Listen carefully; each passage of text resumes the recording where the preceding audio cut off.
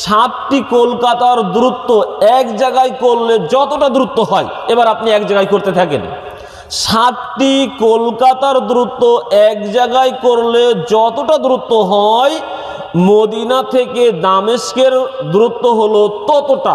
আপনাদের জন্য কি পুরস্কার রয়েছে এ ব্যাপারে নবী সাল্লাল্লাহু আলাইহি ওয়াসাল্লাম থেকে একটা হাদিস বর্ণনা করি, যেটা আপনি মিশকাতের 212 নম্বর হাদিসে পেয়ে যাবেন।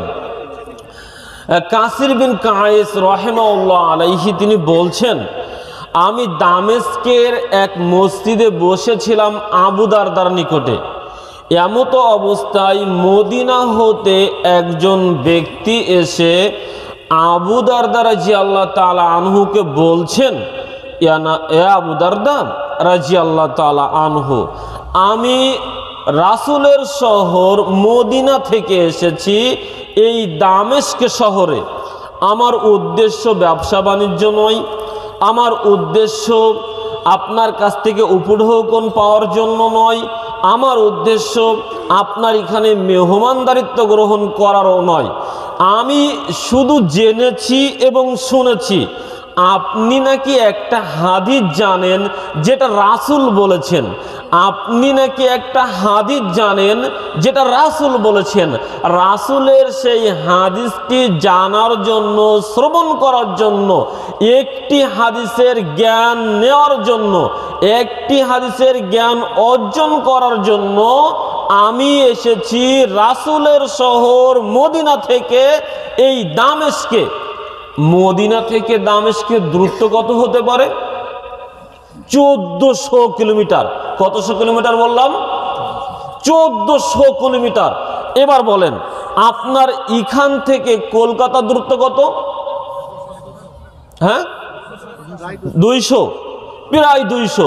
তাহলে সাতটি কলকাতার দূরত্ব এক জায়গায় করলে যতটা দূরত্ব হয়, এবার আপনি এক জায়গায় করতে থাকেন। সাতটি কলকাতার দূরত্ব এক জায়গায় করলে যতটা দূরত্ব হয়, মদিনা থেকে দামেস্কের দূরত্ব হলো ততটা। আর এতটা পথ একজন মানুষ যাচ্ছেন রাসূলের যুগে, রাসূলের সাহাবী আবু দারদার নিকটে। সে সময় বিমান ছিলেন, ট্রেন ছিলেন, ইত্যাদি ইত্যাদি অনেক কিছু ছিলেন না, হয়তো উট ছিলেন আর পায়ে হাঁটা। তো এভাবে করে একটি হাদিস জানার জন্য রাসূলের যুগে একজন মানুষ মদিনা থেকে দামেস্কে গেল।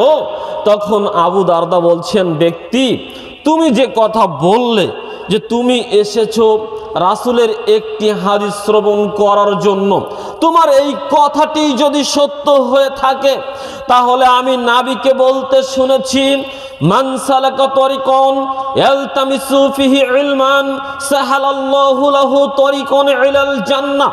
যে ব্যক্তি জ্ঞান অর্জনের জন্য, বিদ্যা অর্জনের জন্য, পবিত্র কোরআন এবং সহিহ সুন্নাহর শিক্ষা গ্রহণ করার জন্য তার ঘর থেকে রাস্তায় বাহির হলো, সাহালাল্লাহু লাহু তরিকান ইলাল জান্নাহ, আল্লাহ রাব্বুল আলামিন এই ব্যক্তির জন্য জান্নাতের পথকে একেবারে সহজ করে দেন। সুবহানাল্লাহ। শুধু তাই নয়, আবু দারদা শোনালেন, শোনো ব্যক্তি, যে ব্যক্তি জ্ঞান অর্জনের জন্য বাইর হয়, আসমানে যারা রয়েছেন ফেরেশতা থেকে শুরু করে আমাদের প্রতিপালক আল্লাহ, জমিনে যারা রয়েছেন কীট পতঙ্গ, ওই পিপিলিকা যেটা মাটির নিচে থাকে, এবং পানির মধ্যে যে মাছ রয়েছেন, সকলেই একজন জ্ঞান অর্জনকারীর জন্য পবিত্র কোরআন এবং সেই হাদিসের যিনি শ্রবণ করেন তার জন্য আল্লাহর নিকটে দোয়া ইস্তেগফার করতে থাকেন। সুবহানাল্লাহ। তাহলে আমরা যারা আজকে এখানে উপস্থিত হয়েছি, আমরা সৌভাগ্যবান না দুর্ভাগ্যবান? নিশ্চিত সৌভাগ্যবান। কারণ এই এলাকাতে আমি রাস্তাঘাটে মসজিদের সামনে যত মানুষ দেখে এসেছি, ওই মানুষগুলো যদি এখানে আসতো তাহলে এই প্যান্ডেলে জায়গা ধরানোর কথা নয়। যে পরিমাণ ডেগে রান্না বান্না হয়েছে, এই মানুষগুলো খেতে যতটা মানুষ লাগে এই খাবারগুলো খেতে, এর অর্ধেক মানুষ যদি এখানে আসতো এই প্যান্ডেলে জায়গা ধরার কথা নয়। অথচ আমরা আজকে দুনিয়াবি লোভ লালসায় ভোগ বিলাসে নিজেদেরকে মত্ত রেখেছি।